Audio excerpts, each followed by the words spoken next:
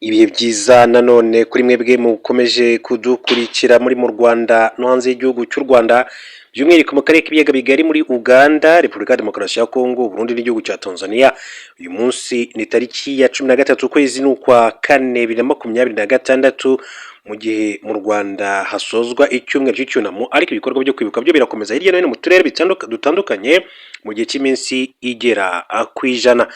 Reka rero mbabwire ko hari umugambi ukomeye cyane w'umunyamakuru Ali Yusufu Mugenzi, wari umunyamakuru wa BBC Gahuzamiryango, akaba rero ngiye kugarukaho muri rusange, ariko mbere gato yuko nza kugaruka kuri uwo mugambi ndetse n'ibindi bikorwa bitandukanye, ndaje mbanje mbahe inshamake y'andi makuru y'ingenzi agezweho muri aka kanya, tubone kugaruka kuri iyi nkuru ikomeye cyane. Mbabwire ko mu makuru agezweho ubu tuvugana ibiciro bya peteroli byazamutse, Amerika iga gufunga ibyambu bya Iran. Ibiciro bya peteroli byazamutse birenga amadolari 100 kwa gunguru, nyuma y'uko intumwa za Leta Zunze Ubumwe za Amerika n'iza Iran zinaniwe kumvikana ku bijyanye no guhagarika intambara, nyuma y'ibiganiro byamaze amasaha 21 muri Pakistan. Nyuma y'uko ibi biganiro binaniranye kandi Donald Trump yatangaje ko Leta Zunze Ubumwe za Amerika zigiye kugota ibyambu bya Iran ku buryo nta bwato buzinjira cyangwa ngo busohoke. Ubwo amasoko y'ingufu yongeraga kandi gufungura kuwa mbere ku mugabane wa Aziya, igiciro cya peteroli idatunganije cyitwa Brent crude oil cyazamutseho 8.5% kigera kuri amadolari 102.37%. Peteroli y'ubwoko bwa West Texas Intermediate nayo yazamutseho 9% igera ku madolari 105.34%. Mbere yaho ibiciro byari byamanutse bigera munsi y'amadolari 100 kuwa gatatu ushize, ubwo ibihugu byombi kandi byemeranyaga guhagarika imirwano mu gihe cy'ibyumweru bibiri. Uko guhagarika imirwano kwari kugamije kandi kongera gufungura umuhora wa Hormuz, Detroit Hormuz, inzira inyuramo 20% bya peteroli ikoreshwa ku isi. Urujya n'uruza rw'ubwato muri iyo nzira rwahagaze nyuma y'itangira ry'imirwano tariki 28 Gashyantare. Ukutagira rero icyo bageraho mu biganiro byabahuje byatumye ibiciro ku masoko y'imari n'imigabane muri Aziya bigabanuka. Isoko ry'imari n'imigabane ryo mu Buyapani rizwi nka Nikkei 225 ryaguye ku rugero rwa 0.18%, mu gihe ryo muri Korea y'Epfo rizwi nka Kospi ryaguye ku rugero rwa 1.8%. Igisirikare cya Leta Zunze Ubumwe za Amerika cyatangaje ko ikumirwa ry'ubwato bwinjira cyangwa se busohoka ku byambu bya Iran ritangira kuri uwa mbere saa 10 ku masaha y'i Kigali. Iran nayo yavuze ko ubwato bwa gisirikare kandi bwose bugerageza kwegera umuhora Hormuz bwitabwaho mu buryo budasanzwe. Ibintu byazamuye ubwoba bw'ibishobora kandi kuvuka bikiyongera ku bibazo by'ibura rya peteroli. Duhindure ingingo, mbabwire ko mu yari makuru akomeje kugenda avugwa nuko ku mugoroba wo kuri iki cyumweru Perezida Donald Trump yanenze yivuye inyuma Papa Leo wa 14 n'umushumba wa Kiliziya Gatolika, yamagana imyumvire ye ku ntambara ya Iran, anavuga ko adashoboye mu byerekeye politike y'ububanyi n'amahanga. Aganira n'itangazamakuru kuri Joint Base Andrews, Trump yagize ati ntabwo dushaka papa uvuga ko ntacyo bitwaye kugira intwaro kirimbuzi. Ni umugabo utekereza ko tutagakwiye kuba turi guhangana n'igihugu gishaka intwaro kirimbuzi kugira ngo kirimbure isi. Ntabwo ndi umufana wa Papa Leo wa 14. Ibi bwana Trump yabigarutseho nyuma y'uko yari amaze gutambutsa inyandiko ndende inenga papa ku rubuga nkoranyambaga rwa Truth Social. Trump yanditse ko Papa Leo wa 14 ni umunyantege nke ku guhangana n'icyaha, akaba kandi adashoboye muri politike y'ububanyi n'amahanga. Yakomeje avuga ko adashaka kandi papa utekereza ko ari bisanzwe kuba Iran yagira intwaro kirimbuzi, cyangwa se utekereza ko bidakwiye kuba Amerika kandi yaragabye igitero kuri Venezuela. Yongeye ko adashaka papa unenga Perezida wa Leta Zunze Ubumwe za Amerika. Bwana Trump yakomeje kandi avuga ko Papa Leo wa 14 atari ku rutonde rw'abashoboraga kandi kuba papa mushya, ariko yatoranijwe na Kiliziya gusa kuko yari umunyamerika, kuko batekerezaga ko ubwo bwari bwo uburyo bwiza bwo guhangana na Perezida Donald Jr. Trump. Papa Leo wa 14 akana na papa wa mbere w'umunyamerika akomeje no kugenda yumvikana avuga ku ntambara ya Leta Zunze Ubumwe za Amerika na Israel muri Iran, aho mu cyumweru gishize yamaganye imvugo za Trump n'iterabwoba ku baturage ba Iran, avuga ko rwose bidakwiye. Hanyuma mu yandi makuru mu buryo bw'inshamake reka mbabwire ko n'ubundi Leo wa 14 agiye gutangira uruzinduko rw'iminsi igera ku 10 muri Afurika. Papa Leo wa 14 agiye gutangira urugendo rwe rwa mbere ku mugabane wa Afurika rugomba kumara iminsi 10 n'uruzinduko atangira kuri rwa mbere muri Algeria mbere yo gukomereza muri Cameroon. Leo wa 14 azagera muri miji 11 ya Afurika, aho biteganyijwe ko azakora urugendo rwa kilometero 18,000 mu ngendo z'indege 18 azakora. Hanyuma kandi Cardinal Michael Cesaroni, umwe mu bayobozi bakomeye i Vatican, yavuze ko uruzinduko rwa Papa muri Afurika rugamije kandi gufasha isi kongera gutekereza kuri Afurika. Leo wa 14 aheruka kandi gukorera ingendo mu bihugu birimo Turukiya, Lebanon mu Gushyingo no Kuboza 2025. Muri Werurwe yari Monaco mu Faransa. Nibura 20% by'abakristu Gatolika ku isi baba muri Afurika. Uruzinduko rwa Leo wa 14 muri Afurika ni rumwe n'urwa 24 rukozwe n'umupapa uwo ari we wese kuri mugabane. Azasura ibihugu birimo Algeria, Cameroon, Angola, Guinea Equatoriale. Reka tujye kuri Ari Yusufu Mugenzi, umunyamakuru wakoze ku kinyamakuru BBC Gahuza Miryango. Hanyuma hari inkuru yanditswe n'ikinyamakuru rya Akadomo.com isohoka ku itariki ya 12 ukwezi kwa 2026, hari ku isaha 4:18 isohoka ifite umutwe ugira uti ibitaravuzwe ku mugambi w'umunyamakuru Ari Yusufu Mugenzi wo kweza abahutu bakoze jenoside. Minisitiri umwe bw'Abanyarwanda n'inshingano mboneragihugu Dr Bizimana Jean Maseni yagaragaje uburyo uhoze ari umunyamakuru wa BBC Ari Yusufu Mugenzi yagize uruhare mu gukwirakwiza imvugo z'uko mu Rwanda habaye jenoside ebyiri mu rwego rwo gukingira ikibaba abateguye bakanashyira mu bikorwa jenoside yakorewe Abatutsi.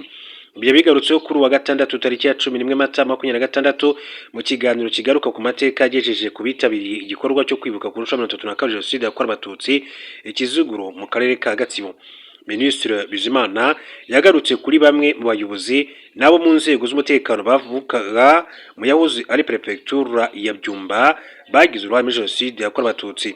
Aza no kugaruka ku ruhare rw'umunyamakuru Ari Yusufu Mugenzi nawe uvuka indatemwa muri aka gace. Minisitiri Bizimana yavuze ko Ari Yusufu Mugenzi yakoranye ibya hafi na Colonel Juvenal Bahufite wari warashinzwe ubutasi mu ngabo zidatsinzwe, maze mu mwaka w'1996 bumvikana n'umunyamakuru uburyo bagomba kuzakoresha itangazamakuru bakamenyekanisha gahunda yabo no kugoreka amateka, guhakana no gupfobya jenoside yakorewe Abatutsi. Yasobanuye ko inama yemeje gahunda yo kugoreka amateka jenoside yakorewe Abatutsi hifashishijwe radio BBC na Ijwi ry'Amerika yabereye i Buronge muri Repubulika Demokarasi ya Kongo tariki ya 3 Ukwakira mwaka w'1996, ishyirwa mu nyandiko yiswe Redynamisation de la campagne médiatique. Hanyuma bemeranyije ko bazakana jenoside yakorewe Abatutsi, bakajya kandi bavuga ko abahutu bishwe, ko habayeho jenoside ebyiri. Bemeranywa kandi ko hagomba gukorwa ibishoboka byose icyaha cya jenoside kigakurwa ku bahutu ngo be kuzakurikiranwa n'urukiko mpuzamahanga rwa Arusha rwari rumaze gushingwa. Minisitiri Bizimana yavuze ko Colonel Bahufite yemeranyije na Ari Yusufu Mugenzi ko mu biganiro bya BBC Gahuza Miryango bazajya kandi bakoresha ayo mayeri bagaha ijambo abakoze jenoside n'abayipfobya kugira ngo ubukana bwayo bwe kuvugwa. Ati ngibyo rero ibikorwa byose Mugenzi yayoboye, ibiganiro byose yayoboye, ati mumvo n'imvano n'akarimi keza yarari muri gahunda bemeranyijweho hagati ye na Colonel Bahufite wahoze ari Minisitiri w'Ingabo Bizimana n'irindi tsinda ry'abasirikare bakuru. Minisitiri Bizimana avuze ko kuri ubu Mugenzi asigaye yerura akavuga ko jenoside yakorewe Abatutsi atayemera, ndetse n'iyo myaka yose yamaze kuri BBC atayemeraga. Ati bene wabo bose babimenye, ati bitandukanye na Ari Yusufu Mugenzi kuko araroga. Ati ntabwo tugishaka rero abantu baroga Abanyarwanda, oya turashaka abigisha beza, ati u Rwanda rukomeze kandi rube igihugu cyacu twese. Minisitiri Bizimana avuze ko umukobwa wa Colonel Bahufite witwa Bahufite Liliane ariwe usigaranye imyumvire ya se, aho ari mu bashinze umuryango Jambo Asbel, n'ihuriro rigizwe n'abana bakomoka ku bagize uruhare muri jenoside yakorewe abatutsi mu mwaka wa 1994, aho yiyemeje kandi gukomeza uwo murage wa se wo gusebya u Rwanda ahantu hose no gukwirakwiza ingengabitekerezo ya jenoside.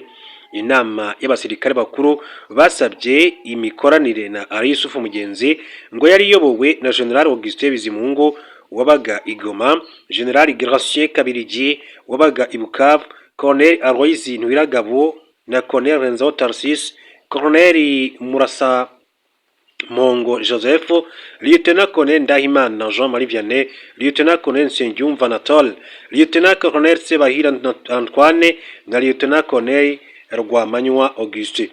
Ali Yusufu Mugenzi yabaye umunyamakuru wa BBC imyaka irenga 27, aho yumvikanaga mu ishami ry'ikirundi n'ikinyarwanda makuru ndetse n'ibiganiro bitandukanye birimo imvo n'imvano, cyasesenguraga amakuru ya politike yo mu karere. Muri 2023 nibwo yanditse ku mbuga nkoranyambaga ko asezeye kuri radio yakoreye imyaka itari mike. Hanyuma reka tuje kuri inkuru mabwire ko uyu mugabo bivuga ko yatanze imbunda yica abatutsi yitabira inama zayobowe na Habyarimana Kabuga, yitwa Nyirimanzi wicuza ibyo yakoze muri jenoside. Iyicwa rya Pasiteri Amoni Iyamuremye ukabusunzu abo bamutwikiye mu nzu kandi ari nge ngo wari uyoboye icyo gitero nk'uko abivuga, ati ibintu byanshenguye, ati iyo sura ntabwo ijya imva mu mutwe, nubwo ati nabashije kubonana n'umuhungu we nkamusaba imbabazi kandi nawe yarazimpaye. Ni amagambo yuzuyemo ukwicuza ndetse no kwibona, ati nk'ikigwari ya Nyirimanzi Gregoire w'imyaka 57 wari umuyobozi ushinzwe kurengera abaturage ariko kandi agatatira inshingano akabatsemba. Avuka mu murenge wa Nyakabanda mu karere ka Nyarugenge. Muri jenoside yakorewe abatutsi yari konseye wa secteur ya Nyakabanda. Yahuye n'abayobozi bakomeye kugera kuri Habyarimana ubwe, intero ari imwe gutsemba abatutsi bazizwa uko bavutse. Uyu mugabo ari kugororerwa mu igororo rya Nyarugenge rere Mageragere. Yakatiwe n'inkiko igifungo cy'imyaka 30 kubera uruhare yamijwe muri jenoside. Yafatiwe muri Gabo aho yari yarahungiye, asubizwa mu Rwanda mwaka wa 1997, aburanishwa uwo mwaka arafungwa yitegura kurangiza igihano muri 2027, no kuvuga umwaka utaha. Ati nashishikarije abahutu kwica abatutsi, natanze imbunda zo kwica abatutsi, nohereje kandi urubyiruko kwiga imbunda, ndetse dushishikariza ko abazi rangije bagomba kujya mu gikorwa kigayitse cyo kwica abatutsi mu mwaka wa 1994. Nyirimanzi Gregoire yibuka ko yatanze imbunda zigeze ku 10 yari yahawe na komine ya Nyarugenge, azi abashinzwe utugari n'imidugudu zafashe kandi kwica abatutsi mu gice yakoreragamo. Iki gitero kitazava mu mutwe wa Nyirimanzi Gregoire nicyo yohereje kwica umuturage witwa Pasteur Amon Iyamuremye ku Kabusunzu. Ati bamutwikiye mu nzu kandi ari nge wari uyoboye icyo gitero, ati mu byanshenguye. Iyo sura rero ati ntabwo ijya imva mu maso nta nubwo, ati nabashije kandi kubonana n'umuhungu, ati nubwo nabashije kubonana n'umuhungu we nkamusaba imbabazi kandi nawe imbabazi yarazimpaye. Ati nagabye ibitero byinshi, ati birimo ibyo yagabye kuri Collège Saint André, icyo kwa Iyamuremye, hari icyo kwa Letitia, ati hari icyo kwa Jean Baptiste, ntabwo nabibara, ati ni byinshi byagwemo abantu benshi. Kenshi atuzumva rero abashaka gupfobya jenoside yakorewe abatutsi cyangwa se abayihakana bagaragaza ko jenoside itateguwe. Ihanurwa ry'indege itateguwe, ati ihanurwa ry'indege ya Habyarimana ryabaye imbarutso yo kwica abatutsi n'ibindi. Ni ibintu Nyirimanzi Gregoire arahakana, akavuga ko ahubwo mu buzima bwabo bigishwaga ingengabitekerezo ya jenoside uko bwije n'uko bukeye. Ati nta kintu kizima twigeze kwiga aturetse ingengabitekerezo ya jenoside. Ndibuka ati nkareba imibiri y'abatutsi, ati yari aho ngaho, ati nkareba byose uko bimeze nkumva nta rumuntu wo kuba nkiriho, ariko ubu ati ndarwara nkavuzwa nkambikwa, ntabwo nakabaye imeze uku. Ibi byose rero ati ni Imana zakorwaga, inama zakorwaga abishingiraho kandi akibaza impamvu. Ati hari abagihirahira kandi bagaragaza ko jenoside yakorewe abatutsi itabayeho. Ati abatutsi ati bararashwe, ati baratwikirwa, baratemwa, byabaye ku manywa y'ihangu, ni ukwirengagiza nkana kubera inyungu zabo. Jenoside yarabaye isiga igihugu cyacu ari amatongo, natwe twabibayemo, ati turicuza kandi bazaze ati tubahe ingero. Yitwa Nyirimanzi Gregoire rero yakomeje kugenda abi by'umutwe wa Hezbollah. zivuga ko zishe abarwanyi barenga 180 mu gihe Libani yo yatangaje ko hapfuye abaturage benshi cyane kurusha ababo. Espagne yamaganye ibyo bitero ivuga ko binyuranyije n'amategeko mpuzamahanga, inasaba umuryango w'ubumwe bw'Uburayi gusubiramo amasezerano y'ubufatanye ifitanye na Israel. Duhindure ingingo babwire ko mu yandi makuru akomeje kugenda avugwa, biravugwa yuko umuyobozi mushya w'ikirenga w'igihugu cya Iran aracyahanganye n'ibikomere yatewe na Israel. Umuyobozi w'ikirenga mushya wa Iran Mojtaba Khamenei akaba n'umuhungu wa kabiri wa Ayatollah Ali Khamenei wari umuyobozi w'ikirenga w'icyo gihugu aracyahanganye n'ibikomere yagize mu bitero bya Amerika byahitanye se. Mu bitero Leta Zunze Ubumwe za Amerika na Israel kandi byagabye kuri Iran byahitanye n'uwari umuyobozi w'ikirenga w'icyo gihugu mu gihe cy'imyaka 40. Byahishuwe ko umuhungu we wasimbuye ku butegetsi nawe kandi yakomerekeye muri icyo gitero kandi ko agifite ibikomere ku maso no ku maguru. Ni amakuru yatangajwe n'abantu ba hafi ye babwiye Reuters n'amakuru ko afite ibikomere yagize mu maso ndetse no ku kaguru kumwe cyangwa se yombi, bikaba biri no mu bituma atagaragara mu ruhame. Abatanze ayo makuru bagaragaje ko uyu mugabo w'imyaka 56 ari gukira ibyo bikomere kandi ko ameze neza mu bitekerezo bye. Bagaragaje ko mu nama agirana n'abayobozi bakuru akoresha uburyo bw'inyumva nkumve aho kuba imbona nkubone cyangwa se yakure, ariko hakoreshwa amashusho kandi ngo agira uruhare mu byemezo bikomeye cyane Iran ifata. Kugeza ubu aho Mojtaba Khamenei yaherereye, uko ameze n'ubushobozi bwe bwo gukomeza kuyobora igihugu bikomeje kuba ibanga rikomeye cyane ku baturage, kuko nta foto, amashusho cyangwa se amajwi ye arashyirwa ahagaragara kuva icyo gitero yakomerekeyemo kibaye n'ishyirwaho rye ku itariki ya 8 Werurwe 2026 ngo asimbure se. Mojtaba Khamenei yakomeretse wa 28 Gashyantare ku munsi wa mbere w'intambara yatangijwe na Leta Zunze Ubumwe za Amerika na Israel mu gitero cyahitanye Ayatollah Ali Khamenei wari umaze kuyobora kuva mu mwaka wa 1989.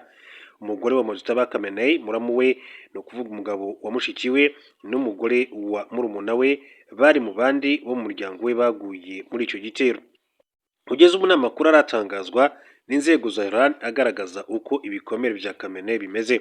Umwe mu batanze amakuru wa hafi mu nzego z'iperereza muri Leta Zunze Ubumwe za Amerika nawe yagaragaje ko Mojtaba Khamenei ashobora kuba yaracitse ukuguru, nubwo CIA cyangwa se Minisitiri w'Intebe wa Israel Benjamin Netanyahu birinze kugira ibyo babivugaho. Mu yandi makuru, witwa Viktor Orban wari umaze imyaka 16 ayobora Hongiriya yemeye ko yatsinzwe amatora. Ni Minisitiri w'Intebe wa Hongiriya Viktor Orban amaze kwemera ko yatsinzwe na Peter Magyar wo mu ishyaka ry'abatavuga rumwe n'ubutegetsi bwe rya Tiziza mu matora y'abagize inteko ishinga amategeko. Peter Magyar niwe uhabwa amahirwe yo kuyobora Hongiriya binyuze mu ishyaka rye rya Tiziza. Magyar ati Minisitiri w'Intebe Viktor Orban yamamagaye anshimira ku bw'intsinzi yacu. Turabikoze. Tiziza na Hongiriya ati byatsinze amatora. Twese hamwe tubohoye Hongiriya ndetse dukuyeho ubutegetsi bwa Viktor Orban. Ibyibanze byavuye mu matora bigaragaza ko Tiziza yari yoboye mu bice 95% mu 106 bigize Hongiriya, ndetse iri shyaka ryiteze ko rishobora kwegukana imyanya 137 mu myanya 199. Amajwi agera kuri 90% yamaze kubarwa, bikavugwa ko Tiziza iza imbere. Gutsindwa kwa Viktor Orban bigiye kugira ingaruka kuri Hongiriya n'ibindi bihugu byo mu Burayi. Peter Magyar yakunze kugaragaza ko atowe yafatanya bya hafi n'Uburayi ibi bitandukanye na Orban utarakunze kandi kumvikana nabo kuri uyu mugabane mu ngingo zitandukanye zirimo no gushyigikira Ukraine. Gutsinda kwa Peter Magyar bizatuma kandi Hongiriya yongera kumvikana n'umuryango w'ubumwe bw'Uburayi, binatume umushinga wa miliyari 500 zagombaga guhabwa Ukraine nk'inguzanyo zariko kandi zigamba na Hongiriya zitangwa. Hanyuma gutsindwa kwa Viktor Orban bizanatuma kandi amafaranga European Union yari yarahagaritse agenewe Hongiriya atangwa. European Union yakimangwaga imiyoborere ya Hongiriya kubwa Viktor Orban.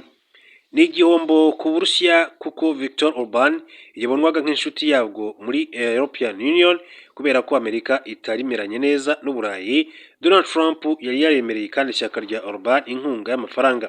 Ibihugu byinshi cyane byo mu Burayi byishimiye intsinzi ya Peter Miguel, na cyane ko Viktor Orban yari yarabibanye isereri kuko yabangamiraga imyanzuro byafataga muri European Union. Nubwo muri Hongiriya haba perezida, minisitiri w'intebe niwe uba uyobora guverinoma, ari nawe kandi uba ufite ububasha bwo gufata ibyemezo bijyanye n'imiyoborere y'igihugu kurusha perezida. Reka tugaruke mu biro by'umukuru w'igihugu cy'u Rwanda, mbabwire ko perezida wa Repubulika y'u Rwanda Paul Kagame yashimiye Ismail Omar Guelleh wongeye gutorerwa kuyobora Djibouti. Perezida Paul Kagame yagiranye ikiganiro kuri telefone na perezida Ismail Omar Guelleh wa Djibouti, amushimira ko yongeye kandi gutorerwa kuyobora iki gihugu cyo mu ihembe rya Afurika. Ibyavuye mu matora abaye ku itariki ya 10 Mata 2026 byagaragaje ko Ismail Omar Guelleh yongeye gutsinda amatora y'umukuru w'igihugu ku majwi 97.81% ahigitse Mohamed Farah Samatar bari bahanganye wagize amajwi 2.19%. Mu butumwa yanyujije ku mbuga nkoranyambaga ku itariki ya 12 Mata 2026, Perezida Kagame yagaragaje ko yashimiye mugenzi we wa Djibouti ndetse agaragaza ko u Rwanda ruzakomeza gufatanya n'iki gihugu. Ati nzakomeza gushimangira umubano mwiza usanzwe uri hagati y'abaturage ba Djibouti n'u Rwanda no gukorana bya hafi mu guteza imbere intego dusangiye zigamije iterambere n'imibereho myiza. Ismail Omar Guelleh ufite imyaka 78 watsindiye manda ya gatandatu yatangiye kuyobora iki gihugu umwaka wa 1999. Umwaka ushize abanyapolitiki bo muri Djibouti bakuyeho itegeko rikuraho imyaka ntarengwa umuntu agomba kandi kuba afite kugira ngo ayobore iki gihugu, bimuha amahirwe kandi yo kwiyamamaza. U Rwanda na Djibouti bifite umubano uhamye, impande zombi zibinyujije muri komisiyo ihuriyeho yo ku rwego rwa ministeri zihurira mu nama zihoraho zigamije kureba amahirwe mu kwaguriramo ubufatanye. Binyuze muri komisiyo mu Gushyingo 2025 ibihugu byombi byagiranye amasezerano 9 y'ubufatanye mu nzego zirimo siporo, ubuzima, iterambere ry'umuryango no guhugurana mu bijyanye na diplomasi. Bisanzwe bifatanye kandi amasezerano bifatanye mu guteza imbere ubucuruzi, ubwikorezi bwo mu kirere, ikoranabuhanga, umutekano w'ishoramari no gukurira abadiplomate ikiguzi cya visa, hashingiwe kandi ku mubano mwiza uri hagati y'ibihugu byombi. Djibouti yahaye u Rwanda hegitari 60 z'ubutaka burimo uri hafi y'icyambu n'ubundi buri mu cyanya cyahariwe ubucuruzi, narwo ruhiha ikibanza cya hegitari 10 mu cyanya cy'inganda imasoro. Muri Werurwe no kuva mu kwezi kwa gatatu 2026, Minisitiri w'Ububanyi n'Amahanga n'Ubutwererane w'u Rwanda Ambassadeur Ruben Nduhungirehe akaba n'umukuru wa diplomasi y'u Rwanda yakiriwe na mugenzi we wo muri Djibouti Abdulkader Hussein Omar, baganira ku mubano w'ibihugu byombi. Minisitiri Nduhungirehe na Abdulkader banarebeye hamwe ahari amahirwe yo kwagurira ubufatanye hagamijwe inyungu z'ibihugu byombi. Icyo gihe Minisitiri Nduhungirehe